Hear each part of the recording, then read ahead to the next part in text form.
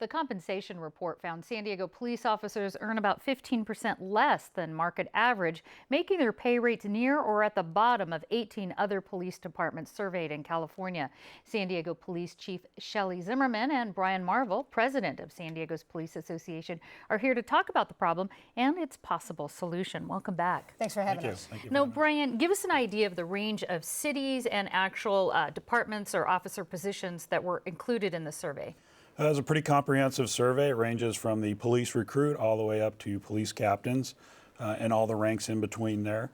They compared cities that were comparable with the city of San Diego, and they did a couple county-wide cities that were possibly have the opportunity to take officers from us. So some local like Chula Vista, but as well as Los Angeles, San Francisco, San Jose, places like that. Right, and those are the comparable agencies, the larger ones, and it also did the San Diego Sheriff's Department, Carlsbad, Chula Vista, and those. And Chief Zimmerman, a similar study was done back in 2007, and they found back then that police salaries were in line with these other 18 surveyed departments. What's changed? Well, what shows is that we're not competitive anymore. This is a very competitive market for police officers, not just our local agencies here, but throughout the entire state. And we've lost police officers to other local agencies in the Los Angeles area and in the Bay Area. So what this shows, it confirms everything that we've been saying, is that we must keep our police officers here, and we're not competitive. So not competitive because of pension costs or retention? It's all total compensation. We're having difficulties recruiting.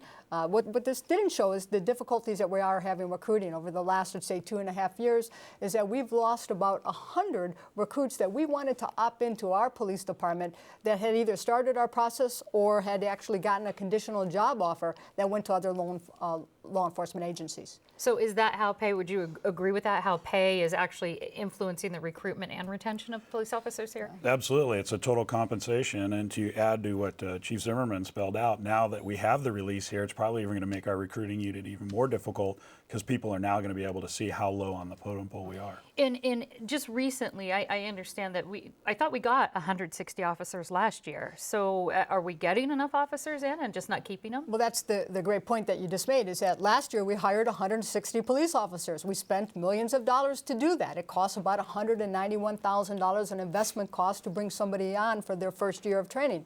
But unfortunately, we lost 162 last year. So after all of that, we were -2. This year, I'm very grateful to Mayor Faulconer that we have the ability to hire more than 170 police officers. But as last year showed, we have to be able to keep them. And how are you going to do that? Well, that's what this salary survey and this total compensation study is about. And I know we're talking with Mayor Faulconer, with the City Council, the Police Officers Association, and we're very hopeful that very soon that we're going to be able to put something on the table, all of us coming together to make sure that we keep the very best police officers here. And you two are on board on this together, as well as the mayor. Let me start with you, Brian. How is this report going to be used to either get enough money or to improve the retention and the hiring rates here? Well, for the last several years, we've been talking about total compensation and how low that we have been as an agency. What the survey does now is it actually validates what we've been saying. It was paid for by the city, so therefore now when the elected officials go out into the communities, they're able to say, look, we actually have definitive proof that our police officers are the bottom of the market. We need to do something about it, and we're going to meet with them and correct that. And do you have anything as far as first steps? Are you going to be meeting regularly? Do you have comps from other departments? Like, how are you specifically going to move forward using this report? Exactly. And what it shows is that, quite frankly, it wasn't a surprise, this report, is that it just confirms everything that we have been saying. And we are using this report to move forward. And I know the mayor's committed to doing this. The city council's committed to it. Because as we talked about just a few moments ago, it does not make good economic sense to spend millions of dollars to hire police officers just to have them go somewhere else. Where's the money coming from? Can the city afford actually hiring 172 more police officers? Well, that's already in the budget, and that's why I'm so grateful to Mayor Faulconer, the City Council, that his budget this year did have dollars in there to hire more than 170 police officers, but we just need to keep them. And Brian, do you have plans as far as once you get them, how are you going to keep them here? Well, we're meeting with the city to determine how much the city will be able to put towards this issue by creating a newer contract or an outside the contract, and that will send a message to our officers that are thinking of leaving, stay here. We're going to make it competitive. We want you to stay.